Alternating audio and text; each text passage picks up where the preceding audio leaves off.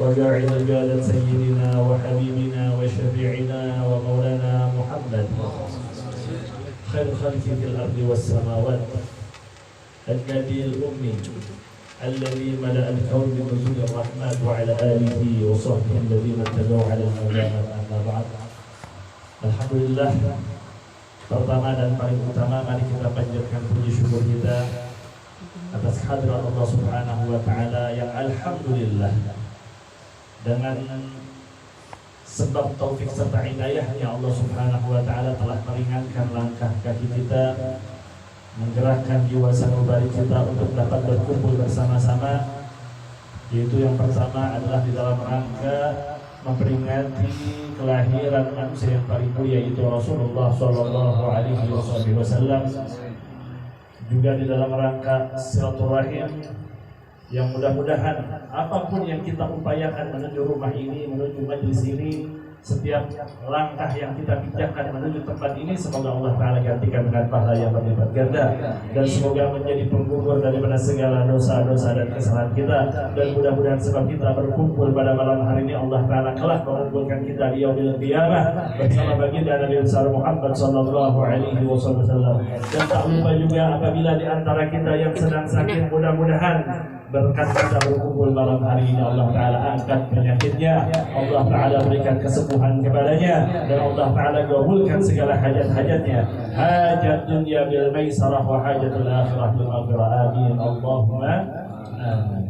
Salawat dan salam tak lupa kita peruntukkan kepada teladan kita, kesayangan kita, kekasih kita Nabi besar Muhammad Sallallahu Alaihi Wasallam, yang juga mudah-mudahan salawat itu pula senantiasa tercurah limpahkan untuk segenap keluarganya, kepada para sahabatnya, kepada para tabi'in, juga kepada atba'ut tabi'in, serta kepada kita semua selaku umatnya, amin Allahumma amin.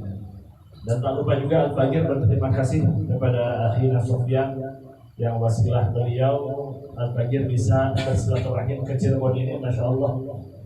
Kumpul, ada cucu Nabi SAW, ada para kiai, yakni ada Habib Hasan Syafiq bin Syihabuddin, ada juga Kiai Salahuddin, ada juga Kiai Ahmad Hasan, ya Masya Allah, Kiai Haji Jamal, Masya Allah, berkat wasilah beliau, alhamdulillah Al-Bagir dapat bersilaturahim ke Cirebon. Mudah-mudahan kedatangan Al-Bagir ke sini bisa menjadi terus menerus setiap tahunnya, amin Allahumma amin. Sebelumnya pernah 2 tahun yang lalu saya ke sini bawa Syekh Muhammad Amin Asy'ari dari ulama dari Mauritania. Beliau sekarang mengajar di Rusyaifah, termasuk beliau salah satu gurunya ini Ustadz Tobia Yahya Cirebon Al-Bahjah. Alhamdulillah sempat ziarah ke Al-Bahjah, Habib Hasan Jufri juga, dan ke beberapa tempat di Cirebon. Alhamdulillah hari ini bisa berkumpul kembali. Hadirin yang dimuliakan oleh Allah Subhanahu wa taala, malam hari ini kita menyongsong tema memperingati Maulid Nabi besar Muhammad Sallallahu Alaihi Wasallam. Saya agak bingung di Cirebon ini bahasa Jawa atau Sunda? Jawa. Sebagian tadi di naik Grab lancar bahasa Sundanya. Campur-campur mungkin ya, sebagian dari Sunda juga ya. Tapi Indonesia aja ya. Hari ini kita memperingati Maulid. Ya. Maulid atau maulud sama aja, intinya adalah mengagungkan syiar Nabi Muhammad. Kalau maulid mungkin masdar ini dari kata walada yalidu, artinya waktu lahirnya kanjeng Nabi Muhammad Sallallahu Alaihi Wasallam disebut dengan kata maulud. Adapun maulud adalah zat yang dilahirkan pada bulan maulid ini atau pada bulan Rabiul Awal yang sudah lewat memang. Ya, adalah Rasulullah Sallallahu Alaihi Wasallam. Orang yang suka maulid berarti dia senang dengan kelahiran Nabi. Orang yang cinta maulud berarti dia senang dengan adanya Nabi Muhammad Sallallahu Alaihi Wasallam. Orang yang nggak suka keduanya, wallahu a'lam, ya mungkin belum dibukakan hidayah. Walhasil mau maulud intinya sama, adalah mengagungkan ajaran Allah, mengagungkan syiar Nabi Muhammad sallallahu alaihi wasallam. Pak Ustaz, saya maulid mau ngapain? Kumpulin anak yatim. Kebenaran ada rezeki lebih. Saya kumpulin jajarin anak yatim, menyantuni mereka. Makanya maulid bukan? Maulid karena intinya adalah mengagungkan ajaran Allah, ajaran Nabi Muhammad sallallahu alaihi wasallam. Ustaz, saya mau kumpulin bulan maulid ngapain? Saya telepon sanak famili, saya telepon keluarga, teman-teman kerabat semua yang jauh yang dekat saya kumpulin ngapain? Kumpul bareng-bareng silaturahim, kemudian undang seorang ajengan, seorang habib untuk apa? Untuk ngaji, untuk belajar, untuk mendengarkan sejarah Nabi Muhammad. Maka ini disebut maulid juga, ya, karena intinya mengenalkan kita kepada Nabi Muhammad sallallahu alaihi wasallam. Atau Ustaz, saya nggak begitu, saya kumpulin semua sanak famili, saudara, tetangga, saya panggil semua, ngapain? Membaca syair, bersolawat kepada Rasulullah, membaca sejarah Rasulullah. Tadi yang kita baca adalah sejarah Nabi Muhammad, cuman sayang nggak ada translate-nya, jadi kita kurang paham. Tapi kalau tanya sama ajangan sama Habib, insya Allah paham. Ya, ini adalah semua dari awal kitab Sirtul Durarnya Al-Habib Ali bin Muhammad bin Husain bin Abdullah bin Syekh Al-Habashi, atau kitab Barzanji Saraful Anam Syekh Ja'far Al-Madani, atau mau kitabnya juga Ad-Diya'ul Lami karya Habib Umar bin Muhammad bin Salim bin Hafiz, atau mau kitab Ad-Dibai Syekh Abdurrahman Ad-Dibai, atau yang mau bentuknya nazoman yaitu seperti Al-Imam Busiri Al-Burdah. Intinya semua itu memuji Nabi Muhammad, semuanya mengagungkan Nabi Muhammad.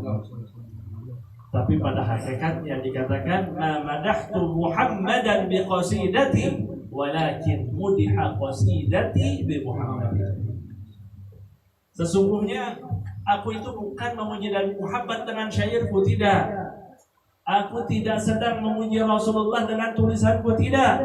Karena sejatinya tulisankulah, syairkulah yang menjadi terpuji, karena syairku ini diperuntukkan untuk makhluk yang paling terpuji, yaitu Nabi kita Muhammad sallallahu alaihi wasallam. Habib Ali Habsyi naik pangkat derajatnya di hadapan Allah Subhanahu wa taala. Kenapa? Karena beliau mengkaitkan diri beliau menggabungkan atau menghubungkan diri beliau dengan Rasulullah sallallahu alaihi wasallam, sehingga besar beliau, sehingga dimuliakan beliau. Belum lama ini haul di Solo, ya, haulnya daripada pengarang kitab Maulid Sirtul Habib Ali Al-Habsyi.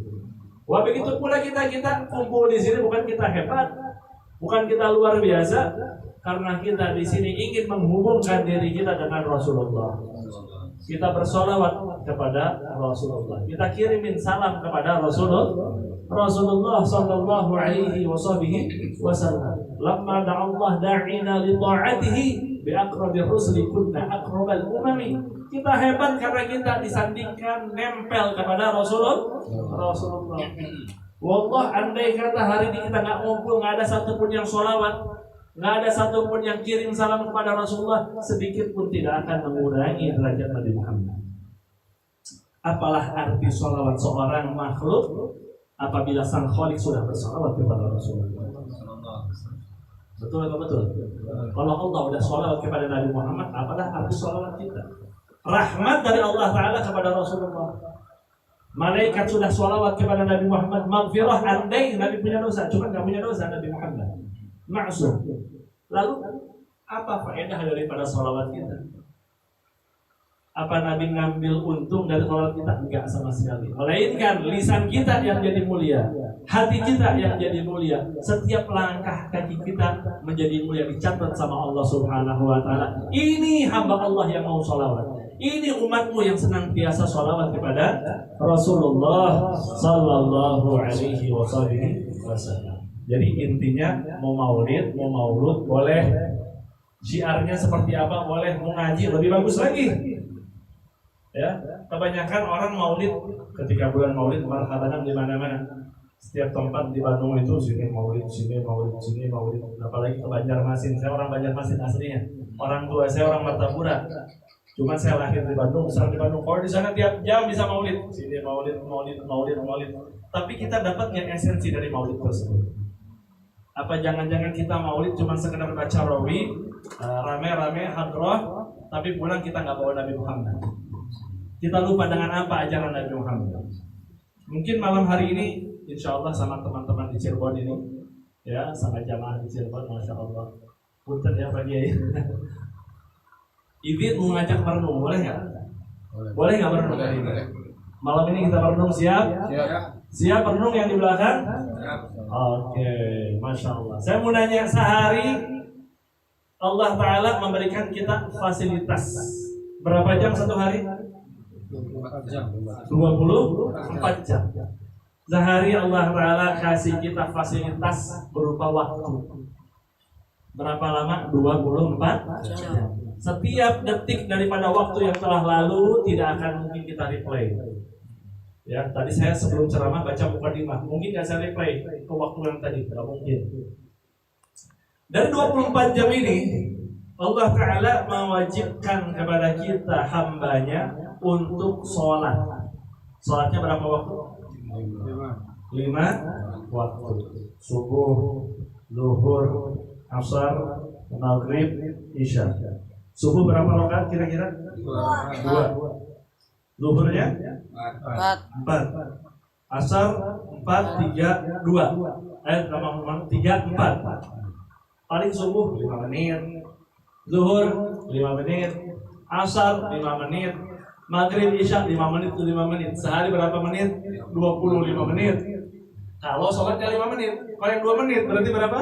Sehari cuma 10 menit untuk menghambakan diri sujud kepada Allah Subhanahu wa Ta'ala. Cuma yang saya ingin garis bawahi bukan itunya. Andai ada satu waktu yang memang kita tanpa sengaja, bukan sengaja, tanpa sengaja terlewatlah waktu sholat, katakan subuh telat, ataupun asar pulang kerja telat. Iya. Selain kita wajib mengqadha sholat kita, tentunya hati kita senantiasa merasa dosa dan merasa dosa. Padahal belum tentu dosa kalau karena uzur. Ya, ada 4 uzur sholat. Kalau kita baca kitab Yaqutun Nafis ada 4. Kalau di Sabina ada berapa? Ada 2. Ya. Walhasil intinya nggak sengaja waktu sholat kelewat, hati kita merasa dosa nggak? Merasa dosa. Kenapa jadi merasa dosa? Karena kita tahu sholat hukumnya. Sholat hukumnya apa, Pak? Wajib. Jadi sepakat kalau ketinggalan waktu sholat merasa dosa hati ya, merasa tidak nyaman. Itu yang pertama.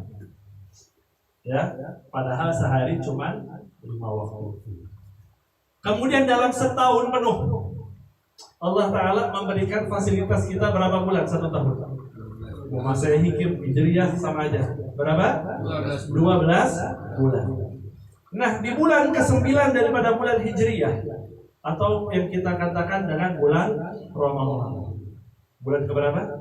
9. Karena yang pertama Muharram, terus Safar, terus Rabiul Awal, Rabiul Tsani, Jumadil Awal, Jumadil Tsani, Rajab, Sya'ban, Ramadan. Artinya bulan ke-9 daripada bulan Islam.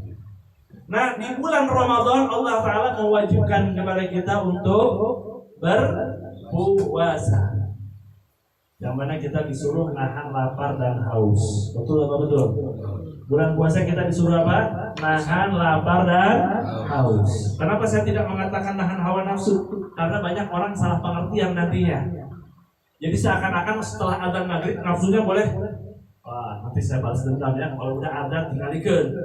Nanti kalau wes adzan saya mau balas dendam. Jadi seakan-akan hawa nafsu itu pas puasa doang. Padahal di luar bulan puasa kita wajib menjaga hawa nafsu. Baik, yang jadi bahan pemikiran saya, kita dalam 1 tahun diwajibkan puasa oleh Allah Subhanahu wa Ta'ala. Ya, selain nahan lapar dan haus, menjaga pandangan dan seterusnya. Nah, andai ada satu kejadian, ya, katakanlah kita status musafir, Ya, orang musafir itu ada keringanan dalam agama. Di antaranya dia boleh apa? Boleh menjamak dan mengqashar salat. Jamak menggabungkan dua waktu di satu waktu, namanya jamak. Kalau qashar salat adalah jenis yang rubaiyata diringkas menjadi 2 rakaat. Kemudian ketika musafir dia boleh tarkul jum'ah. Ya, kalau dia keluar Qubail al-Fajr, dia sebelum Fajar dia keluar, dia boleh tarkul jum'ah, ganti dengan zuhur. Dalam musafir dia boleh masuk alal khufain 3 ayyam bilayalihinna. Ya, dia boleh ketika berwudu dia menyapu akan sepatunya, nanti dengan syarat dan ketentuan. Dan di dalam musafir juga orang boleh buka puasa. Ya, ketika status orang musafir dia boleh buka puasa.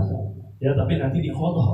Ya, dia boleh, bukan wajib, boleh dia untuk berbuka puasa. Nah, yang jadi pertanyaan, ya, puasanya wajib. Ketika musafir ada keringanan dalam agama, kita boleh berbuka. Yang jadi soal, ketika kita berbuka, ya, katakanlah lagi di luar kota, kira-kira kita nyari warung nasi yang terang-terangan apa yang sembunyi-sembunyi kira-kira? Terang-terangan sembunyi-sembunyi? Kenapa nyari yang sembunyi-sembunyi? Karena malu, hati merasa dosa, padahal ada udzur tidak dosa. Begitu pula sholat, kalau ketiduran Qubail sebelum masuk waktu sholat, dosa nggak? Nggak dosa. Ya, cuma kenapa hati merasa dosa? Karena tahu puasa itu adalah merupakan satu kewajiban. Padahal puasa wajibnya cuma 1 tahun 1 bulan. Padahal sholat diwajibkan dari 1 hari cuma 5 waktu. Pertanyaannya, ya, tadi sepakat ketinggalan sholat merasa dosa? Sepakat ya ini? Yang di belakang sepakat? Sepakat. Ketinggalan puasa merasa dosa, walaupun belum tentu dosa, merasa dosa nggak kira-kira? Merasa dosa. Sekarang saya mau tanya, tolong jawab yang kompak sama Jawa semua, yang depan, belakang, pojok, ya. Saya mau nanya, kalau mencari ilmu wajib apa enggak? Wajib apa enggak? Wajib apa enggak? Ada orang merasa dosa ninggalin majelis ta'lim? Hampir jarang ya. Padahal sholat yang dia lakukan butuh kepada ilmu. Puasa yang dia kerjakan butuh kepada ilmu. Zakat yang dia keluarkan butuh ilmunya. Umroh yang dia kerjakan setiap tahun, alhamdulillah Ustaz, saya setiap tahun umroh. Setiap tahun saya mah haji. Butuh ilmu nggak? Butuh ilmu. Tapi kok ninggalin majelis ilmu biasa-biasa aja. Berarti ada yang salah dalam cara berpikir kita. Al-Imam Ahmad bin Ruslan dalam kitab Sohbatul Zubat beliau mengatakan, wa kullu man bighairi ilmi ya'malu a'maluhu mardudatun la tuqbalu. Siapa orang beramal tanpa ilmu, maka amalnya ditolak, tidak diterima. Yang ngomong bukan saya, ulama besar, yang mana beliau menguji karangannya tersebut, beliau lempar ke dalam air. Ini kalau kitab nggak berkah, jangan ditimbulkan lagi ya Allah. Selesai beliau mengarang, beliau masukin ke dalam air. Taunya timbul lagi. Arti kita berkah. Siapa pengarangnya? Al-Imam Ahmad bin Ruslan. Beliau bilang, setiap orang beramal tanpa ilmu, maka amalnya ditolak, tidak diterima. Padahal saya mau nanya, kewajiban mencari ilmu sama seperti sholatnya? Beda. Kalau sholat sehari cuma 5 waktu.